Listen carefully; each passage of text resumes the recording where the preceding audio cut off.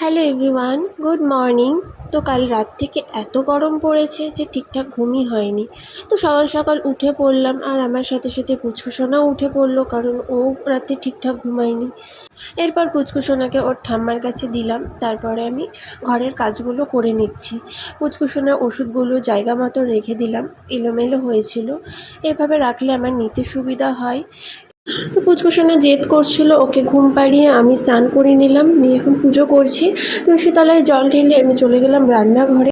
এখানে রান্না করছি আলু কোয়াশের একটা তরকারি, যেটা দিয়ে সকালে খাওয়া দাওয়া হবে। তো রান্না করে আমি এখানে খেয়ে নিলাম, এরপরে মা বাকি রান্না করবে। তারপরে দেখো এখানে পুচকুসোনাকে, ও এখন অল্প অল্প উবুর হতে পারে, যেটা দেখে আমি খুব খুশি। বিকালবেলা দেখো আকাশে মেঘ করে এসেছে, হালকা হালকা হাওয়া হচ্ছে, তো ওয়েদারটা বেশ ঠান্ডা হয়ে গেল। আর মা হাঁটতে গিয়ে আমার জন্য এনেছে ফুচকা। এক দুটোর বেশি খাবো না, আর সত্যি বলতে ফুচকাটা